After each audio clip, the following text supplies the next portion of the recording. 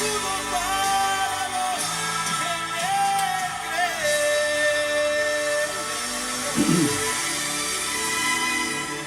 Toca la trompeta, atención.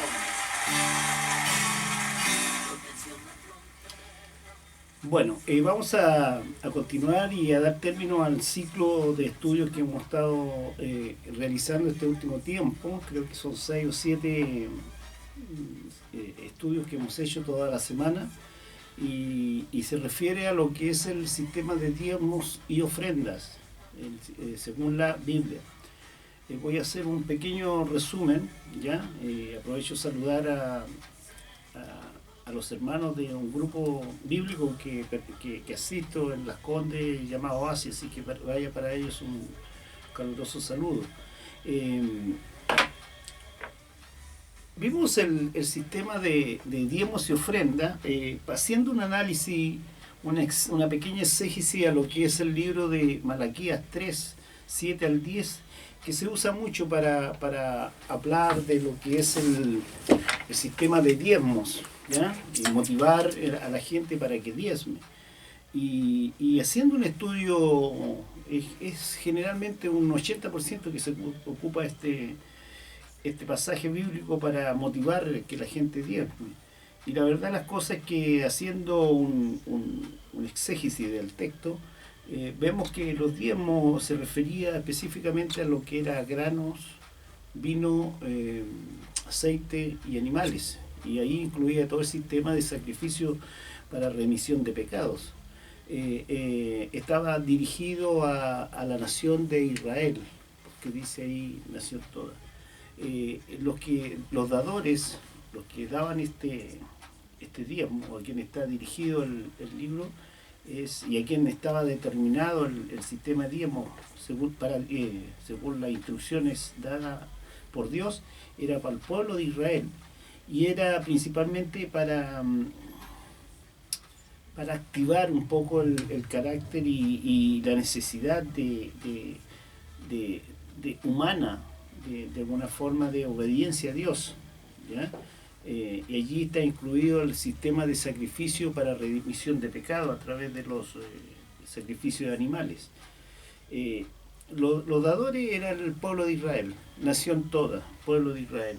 Segundo, tenía como objeto, como te digo, hacer mucha misericordia, porque el diezmo estaba dirigido principalmente a la tribu de Leví, que era la tribu encargada por Dios para administrar todo el sistema religioso dentro del templo y tabernáculo.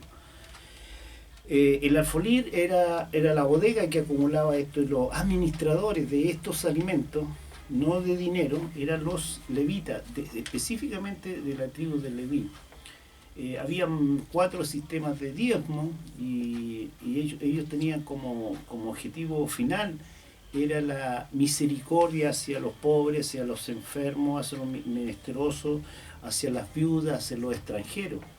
Y también principalmente el diezmo era para la mantención el de la tribu de Leví. Entonces se diezmaba, y no todos los meses, sino que una vez al año, según las cosechas. Y según tú tuvieras, si tú no tenías, no era una obligación.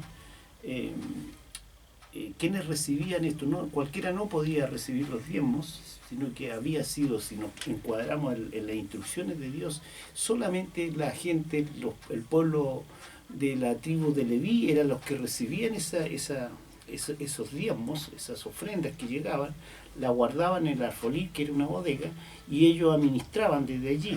Y a través de un tipo de diezmo era que de todos los diezmos que ellos recibían, en la tribu de Leví, se debía generar el diezmo de los diezmos. ¿Qué es el diezmo de los diezmos? De todos los recibidos se retiraba el 10% y se entregaba al sumo sacerdote, en este caso Aarón. Así está inscrito en la Biblia. Por lo tanto, no era dinero. ¿Ya? Si pudiéramos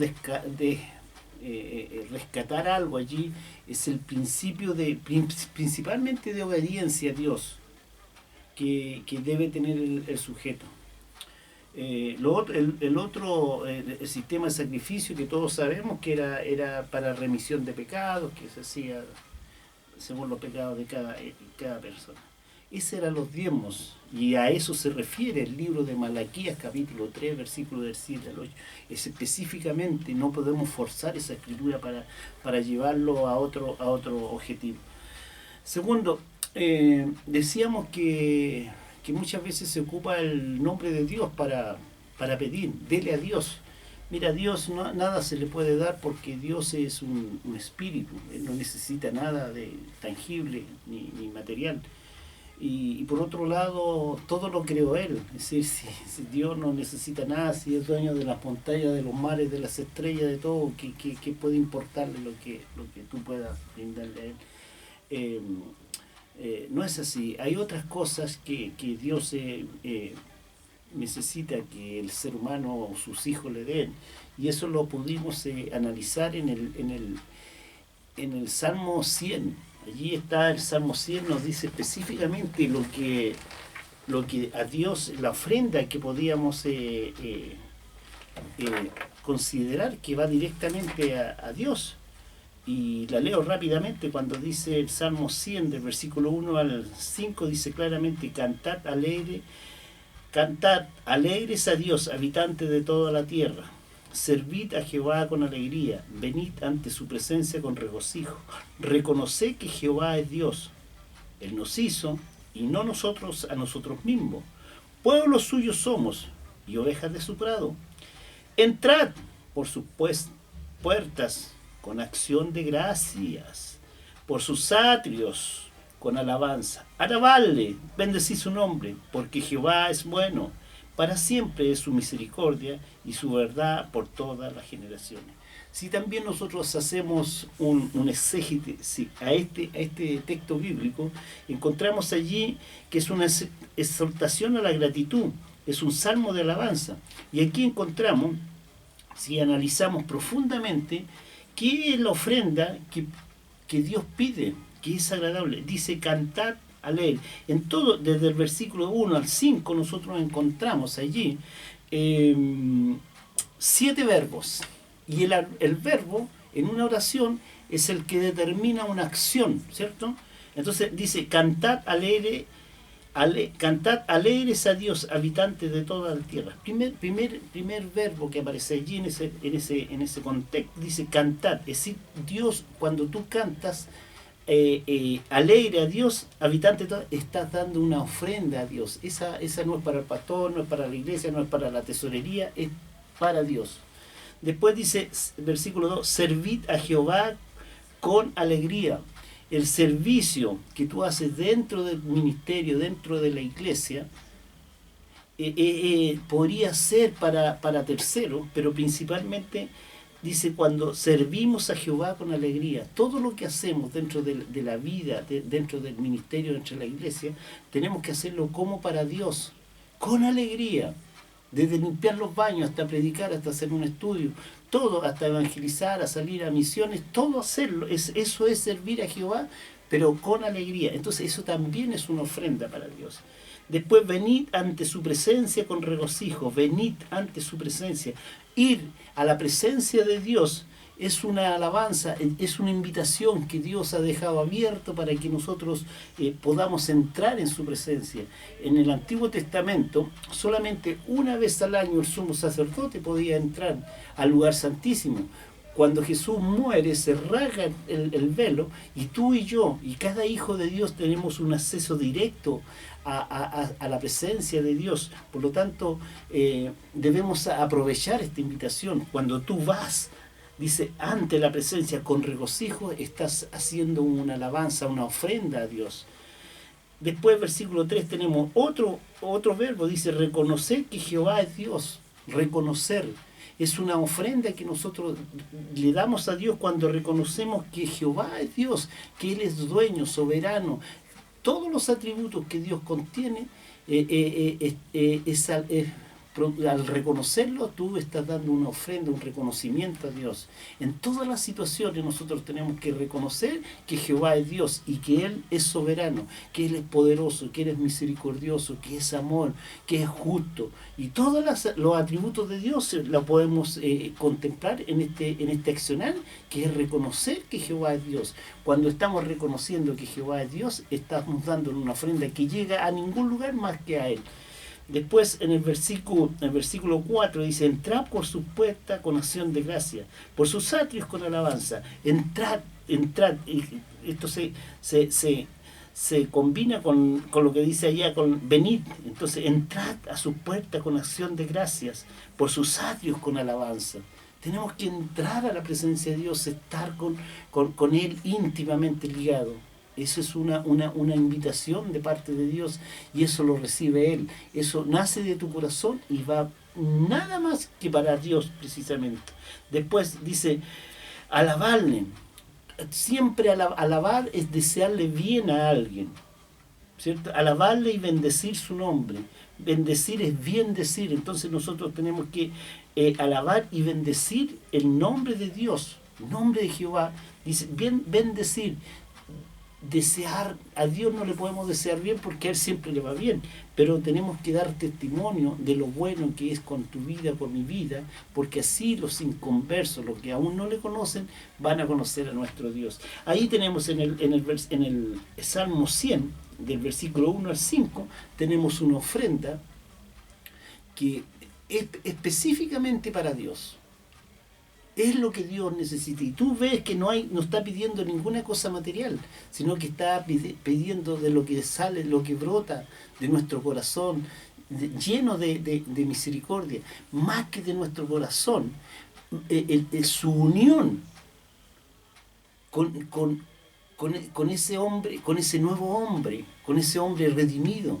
Porque dice Gálatas 2:20, cuando tú recibes al Señor, dice, ya no vivo yo, Cristo vive en mí. Por lo tanto, ese Cristo que vive en ti se conecta al Padre y se hace un triángulo perfecto, una cadena de combinación, que es el Padre, es el Hijo, es el Espíritu Santo, eres tú, todo coordinado. Eso es una ofrenda que va a Dios. Después teníamos... a ver cómo traspasábamos, si bien es cierto el sistema de ofrenda estaba para el Antiguo Testamento, digo de diezmo, ¿cómo podíamos nosotros saber el proceso, el enlace que se produce entre el Antiguo Pacto y el Nuevo Pacto? Y vimos que decía Jesús, y lo encontramos en lo que nos enseñaba Mateo 23. Allí encontramos qué dijo Jesús con respecto a los diezmos. Entonces 23 dice así: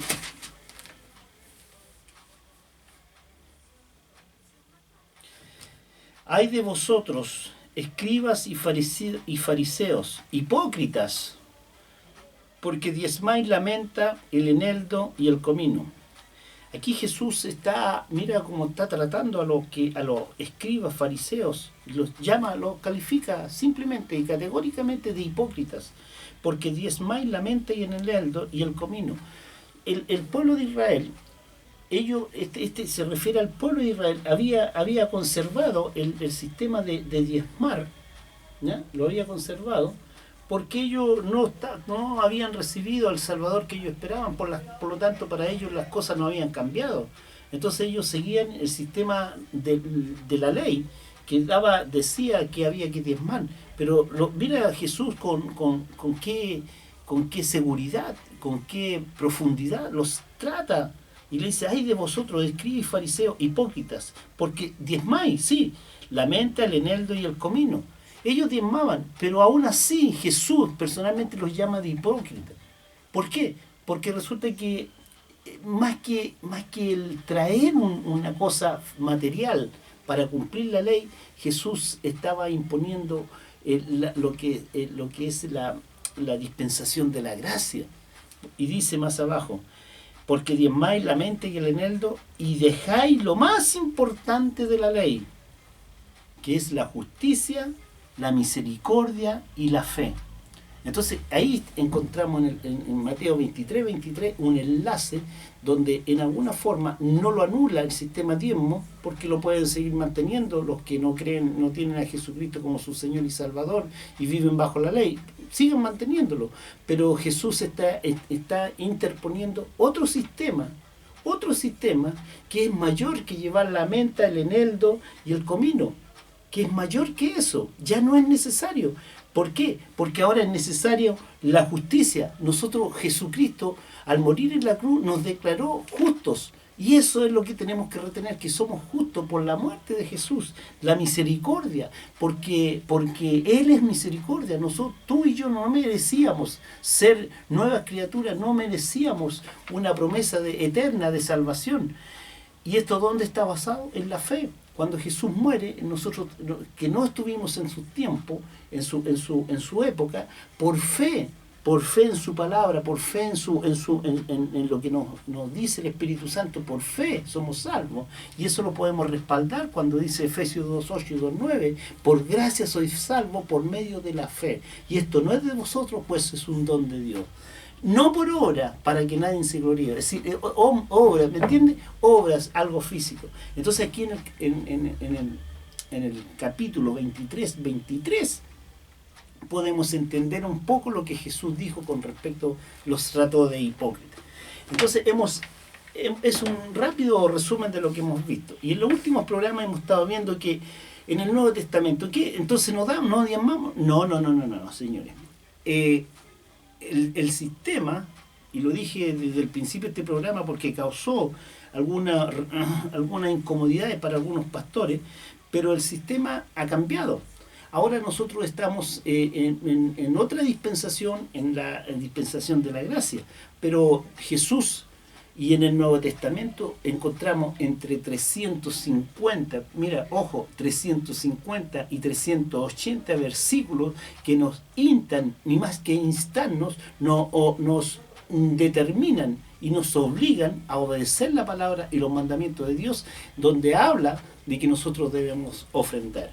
Entonces, la Biblia ordena que a los creyentes que debemos ofrendar, tomando como base un principio muy claro que está en Romanos 11:36, dice, porque de Él y por Él y para Él son todas las cosas, a Él sea toda la gloria. Entonces cuando entendemos Romanos 11:36, que por Él, para Él y por Él, todas las cosas Dios las creó. Por lo tanto nosotros, tú y yo, todo lo que tenemos, todo lo que podemos palpar, gozarnos, servirnos, Dios lo creó.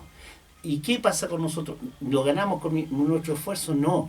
Dios los pone como administradores a nosotros. Por lo tanto, esa es nuestra posición como creyentes, que somos unos meros administradores de lo que andas trayendo puesto hasta lo que hay en el refrigerador de tu casa.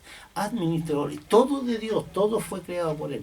Por lo tanto, esto ya me está enseñando que yo no debo retener, sino que debo ejercer el sistema que Dios deja de que fluyan las bendiciones de Dios. Entonces, el dar es un deber cristiano. El dar es un deber cristiano. ¿Qué sucede cuando retenemos? Suceden cosas cuando nosotros retenemos. Cuando nosotros retenemos, dice el proverbio, hay quienes reparten y les es añadido más, y hay quienes retienen más de lo que es justo, pero viene la pobreza. Entonces no debemos retener nosotros, de ninguna manera. Dar es un deber cristiano, te decía, y Gálatas 6:6 dice, el que es enseñado en la palabra, haga partícipe de toda cosa buena al que le instruye. Primera de Timoteo 5:17 dice, los ancianos que gobiernan bien sean tenidos por dignos de doble honor, mayormente los que trabajan en predicar y enseñar. Y hay muchos versículos. Todos los que habían creído estaban juntos y tenían en común todas las cosas en la iglesia primitiva, y vendían sus propiedades y sus bienes y los repartían a todos según la necesidad. En la instauración de la iglesia primitiva, ya estaba en acción esto de hacer vida en común, de dar, ¿cierto? No debemos dar nosotros con avaricia ni codicias. El que ama el dinero no se saciará del dinero, y el que ama mucho tener no saciará el fruto, no sacará fruto. También esto es vanidad, porque la raíz de todos los males es el amor al dinero, el cual codiciando algunos se extraviaron de la fe y fueron traspasados en muchos dolores. Dios también nos bendice. En Mateo 6:4 dice, porque sea tu limosna en secreto, y tu Padre que ve en lo secreto te recompensará en público. Es en secreto lo que tú tienes que dar en tu limosna o ofrenda. Entonces, rápidamente te estoy haciendo un resumen de lo que hemos visto, porque dejé 3 puntos para esto y voy a correr para poderlo enseñar en esta tarde. Una de las cosas, la iglesia se debe sustentar con los bienes que Dios ha dado, los bienes que Dios posee y que quiere hacer llegar a la iglesia. ¿Cómo los va a hacer llegar estos bienes? La iglesia tiene que sustentarse. Te voy a leer un pasaje que está en 2 de Corintios, capítulo 8, versículo 1, dice Pablo a los Corintios, dice, asimismo, hermano, os hacemos saber la gracia de Dios que es dada a las iglesias de Macedonia, que en grandes pruebas de tribulación y la abundancia de sus gozos y de su profunda pobreza abundadora en riqueza de su generosidad. Pues doy testimonio de que con agrado han dado conforme a su fuerza y aún más allá de su fuerza, pidiendo los muchos ruegos que les considerase el privilegio de participar en este servicio para los santos. Y no como lo esperábamos, sino a sí mismo le dieron primeramente al Señor y luego a nosotros por la voluntad de Dios. Pablo está agradeciendo en esta carta a la iglesia de Macedonia porque él pidió una ofrenda para los pobres y ¿sabes qué? La iglesia dio más de lo que el mismo Pablo esperaba. Entonces aquí Pablo dice, y no como lo esperábamos, él esperaba un mínimo, sino a sí mismo se dieron permanentemente al Señor y luego a nosotros por la voluntad de Dios. Mira, este pasaje es la clave. Dice, dieron primeramente al Señor. Tú cuando das en tu iglesia, primeramente esa estás dándola para el Señor y luego a nosotros, a los necesitados. Por la voluntad de Dios, dice la palabra que dice que nosotros debemos dar como Dios ponga en nuestro corazón. Entonces aquí Pablo está agradeciendo y nos está determinando que en esos tiempos podemos sacar este principio de que la iglesia, los santos se sustentan con la ofrenda que nosotros traspasamos, no damos, sino que traspasamos desde nuestra posición hacia la iglesia. La iglesia debe sustentarse, la iglesia debe pagar la luz, la iglesia debe pagar el agua, la iglesia debe pagar el teléfono, la iglesia debe pagar la secretaria, la iglesia debe pagar la patente, la iglesia debe arreglar el templo, la iglesia debe comprar enseres, debe comprar, ¿de dónde? ¿De la municipalidad?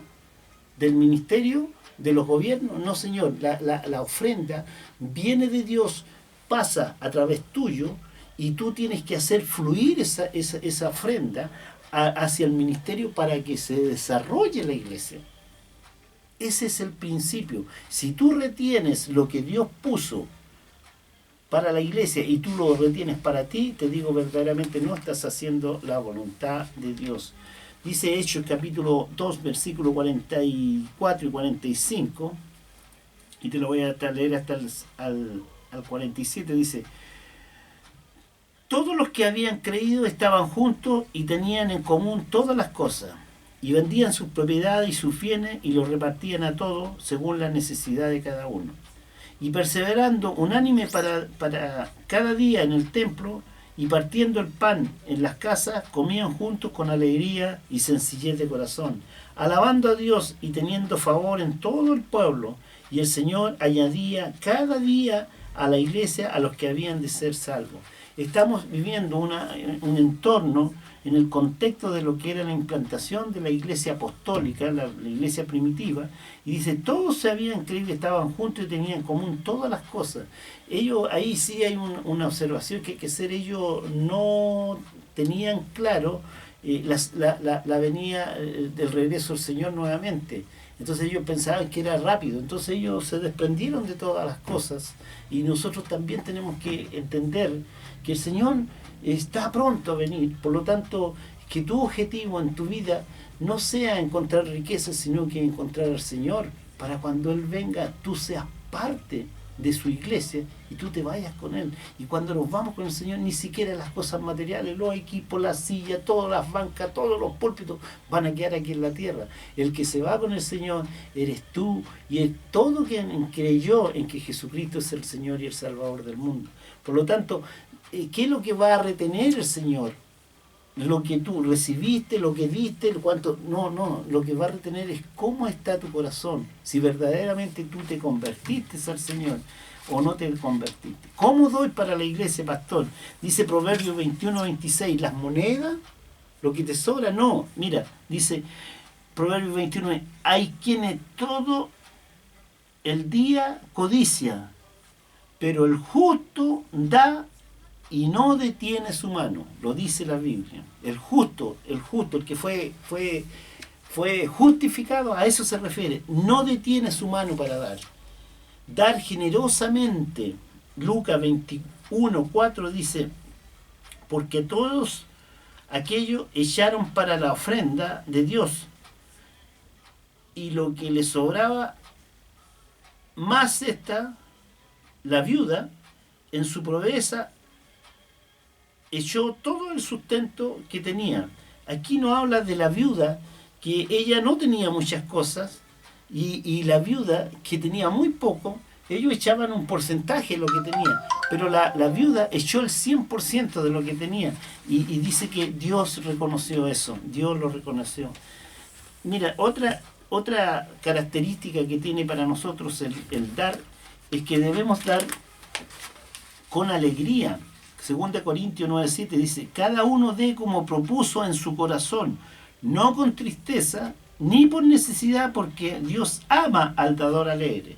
2 Corintios capítulo 9, versículo 9 dice, y se alegró el pueblo por haber contribuido voluntariamente, porque de todo corazón ofrecieron a Jehová voluntariamente. Voluntariamente, no presionado, no manipulado, voluntariamente. Porque dice 2 Corintios 9:7, ¿cierto? Que está diciendo, cada uno dé como propuso en su corazón. Dios toca tu corazón. Hebreos 10:34 dice, porque de los presos también os comprendiste, y el despojo de vuestros bienes sufriste, con gozo, sabiendo que tenías en vosotros una mejor y perdurable herencia en los cielos. Esa es la herencia que debemos buscar. No echar en el colchón como nos enseñaban los abuelos, ¿cierto? No son tus fondos en la AFP los que tienen, porque todo eso se lo llevan, se lo roban. Dar por motivos puros. Dice 1 Corintios capítulo 13, versículo 3, dice, y si repartiesen todos mis bienes para dar de comer a los pobres, y se entregase mi cuerpo para ser quemado, y no tengo amor, de nada me sirve.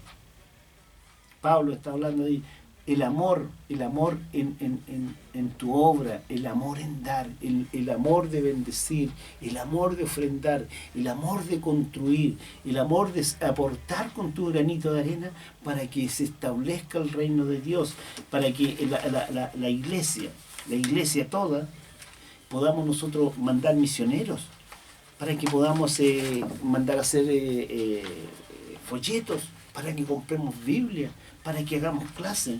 Entonces, ¿con dónde vamos a obtener eso? Es solamente a través de lo que fluye de Dios, pero es a través tuyo, no es a través de los vecinos, no, es a través tuyo. Mateo 5:23 dice, por tanto, si traes tu ofrenda al altar y allí te acuerdas de que de tu hermano tiene algo contra ti, mira aquí otra instrucción, deja allí tu ofrenda delante del altar y anda y reconcíliate primero con tu hermano, y entonces ven y presenta tu ofrenda. ¿Qué nos dice Mateo acá?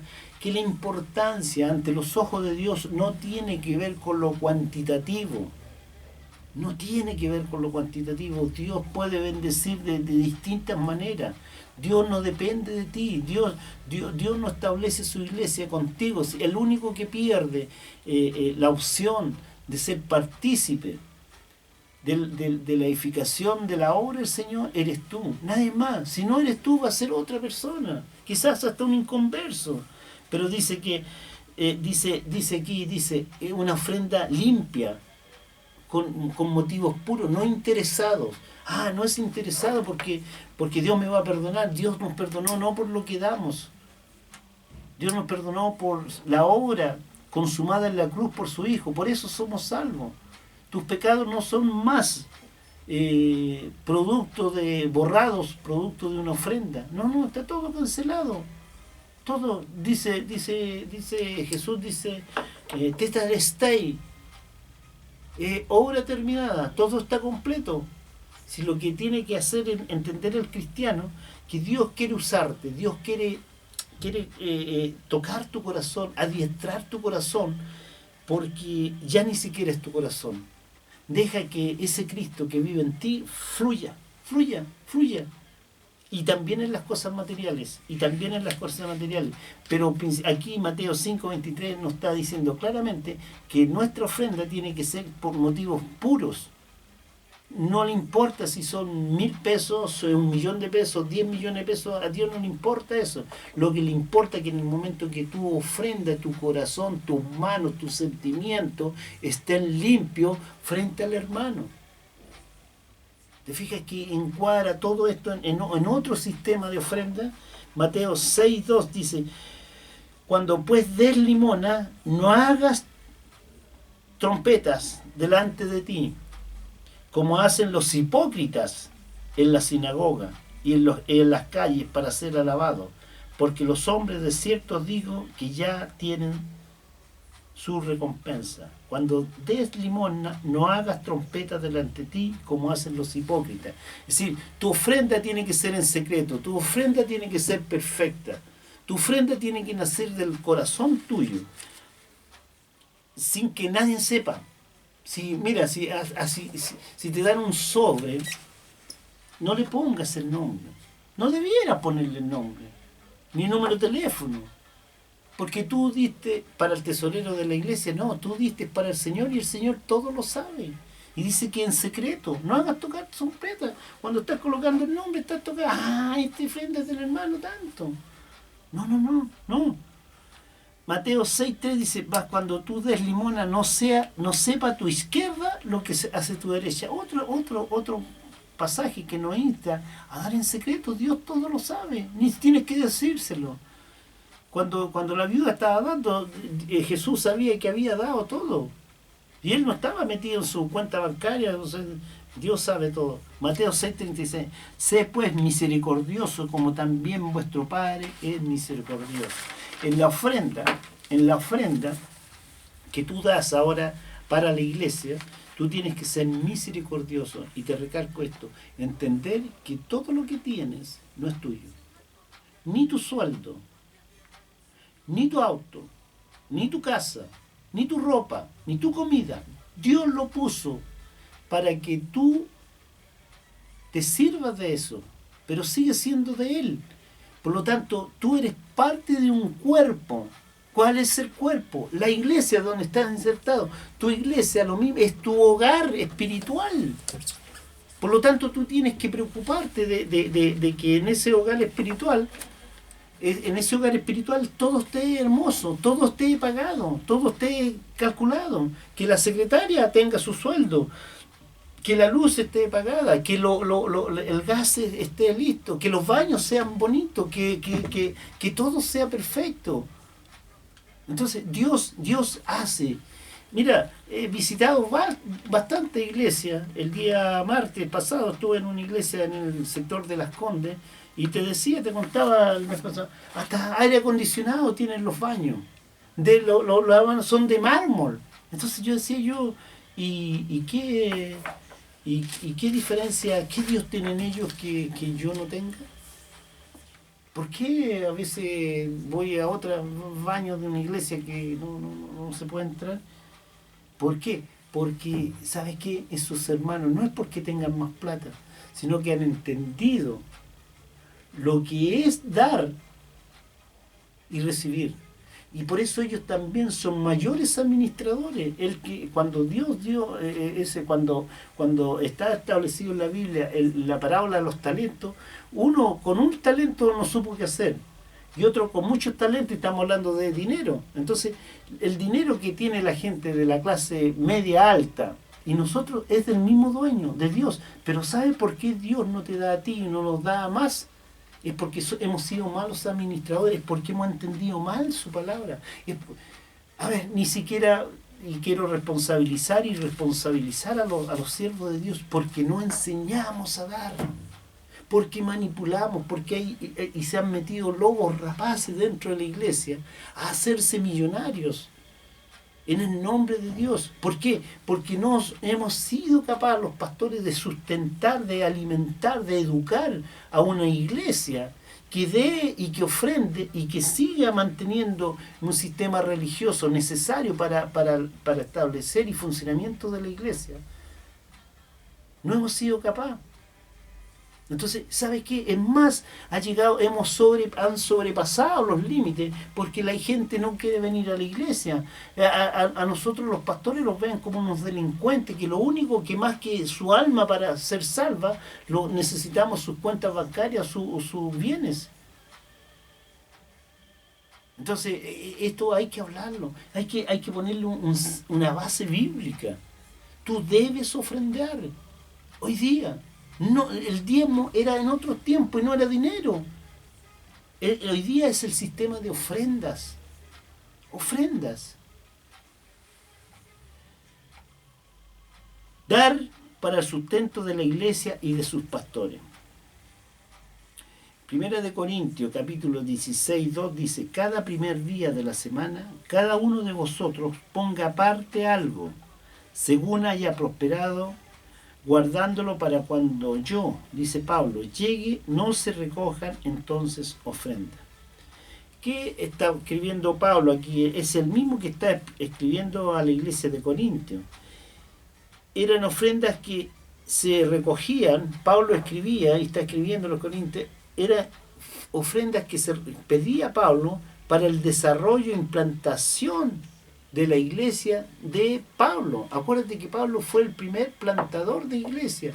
Entonces él necesitaba viajar, y él ni siquiera estaba pidiendo para sustentarse él, sino que estaba pidiendo para implantar, para imponer la iglesia de Cristo. Pablo era un fabricante de carpa, él trabajaba, él se sustentaba personalmente. Entonces nosotros tenemos que tener claro, y dice la palabra, tu pastor, si tu pastor ha elegido trabajar para el Señor y hace un trabajo ordenado, responsable, se prepara, compra literatura, estudia, enseña.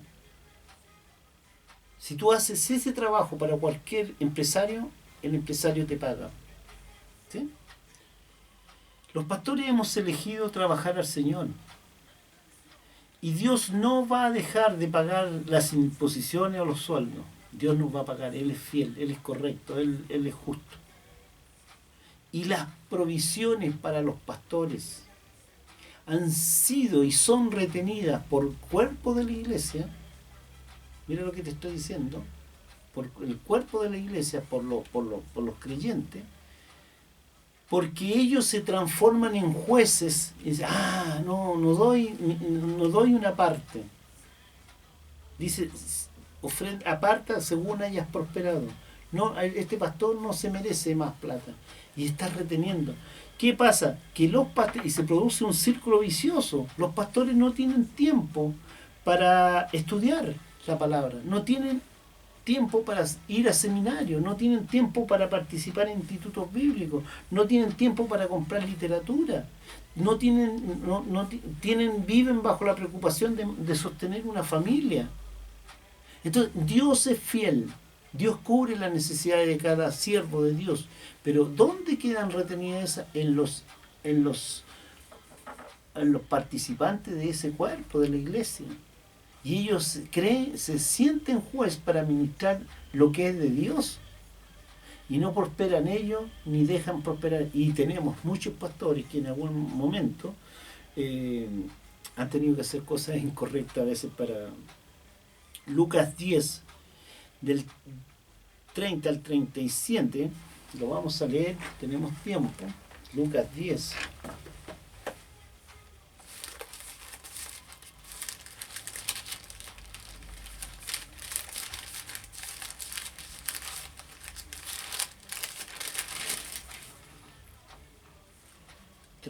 Al 37.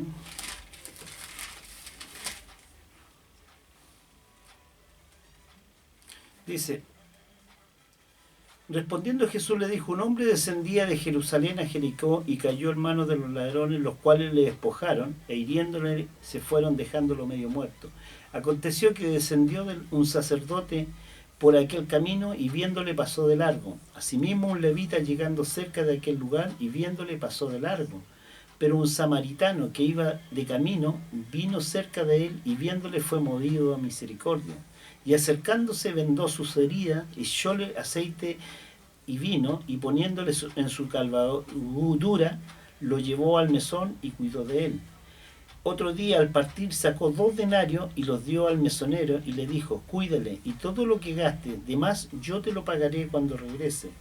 ¿Quién pues de estos 3 te parece que fue el prójimo que cayó en manos de los ladrones? Y él dijo: el que usó misericordia con él. Entonces Jesús le dijo: ve y haz tú lo mismo. Mira, en esta parábola nosotros vemos que el buen samaritano es el símbolo de Jesús. Tú y yo estábamos muertos, medio muertos en el camino, y allí pasó Jesús y curó nuestras heridas. Y curó nuestras heridas. Nadie nos recogió, quizás ningún familiar, ningún vecino, Dios, Jesús nos recogió. Estábamos medio muertos. Cada creyente es un hombre medio muerto sin Jesús. El mesón es el símbolo de la iglesia. Jesús te toma medio muerto, sana tus heridas y va y te inserta en un cuerpo, en una iglesia. Y allí habitas tú. Y Jesús dice que el mesonero, el mesón es el símbolo de la iglesia, y el mesonero es el símbolo del pastor. Por lo tanto, quienes cuidamos de las ovejas, el buen samaritano dice que dio 2 denarios. Por lo tanto, Jesús tuvo en consideración que el mesonero debiera recibir su paga. Entonces, tú y yo en algún momento fuimos recogidos por Jesús cuando estábamos medio muertos. Jesús cuida nuestras heridas, nos lleva a una iglesia, Él paga nuestras cuentas, Dios paga nuestras cuentas, Jesús pagó las cuentas del medio muerto, y el mesonero es el símbolo del pastor, quien cuida de ti y quien cuida de mí. Y dice que el buen samaritano, aparte de darle los 2 denarios, le dice: cuida de él. Y dice, y si gastas más, dice, yo cuando regrese te lo compensaré. ¿Sabes qué? Los pastores son el símbolo del mesonero. Jesús nos paga. Dice, y cuando Él regrese, si hay alguna diferencia, Él nos va a compensar. Pero mientras los 2 denarios vienen de Dios, en este caso de Jesús, a través tuyo, tú tienes que cuidar a tu pastor. Haz que él no pase vergüenza, que no sufra necesidades, que no tenga que hacer cosas incorrectas para lograr dinero. Ofrenda a tu iglesia para que tu pastor tenga un sueldo digno, legal, el que pague sus imposiciones, el que tenga que transparentar todo a través de la ley de culto, que nos hace llevar una tesorería y que diga en un sobre liquidación de la secretaria, liquidación del pastor, y que haya todo eso. Es lo que Dios quiere, porque tenemos que ser una iglesia transparente. ¿Sabes por qué? Porque es la iglesia de Cristo. Con esto voy a dar por cerrado el tema, el sistema diezmo en el Antiguo Testamento, el sistema de ofrenda en el Nuevo Testamento. Tu iglesia, tu pastor, lo sostiene Dios a través tuyo. Así que vamos a dar por concluido este tema Y te recordamos, ya el próximo semana vamos a estar a un tema muy importante. Vamos a empezar a hablar del perdón, de la salvación, del pecado y el perdón y la vida eterna. Así que vamos a despedirnos y te recuerdo, una hermana aquí en Vicuña Maquena 7087, la óptica Franco, tiene un regalo para ti. Si tú necesitas algún lente óptico, anda ahí en el nombre de la radio, te vas a tener un lindo descuento, un 20% de descuento para que haga mención de este programa. Así que damos la bienvenida y muy buenas tardes. Nos estamos viendo el domingo a las 11 de la mañana y el jueves a las 5 de la tarde en tu programa La Hora de Gracia.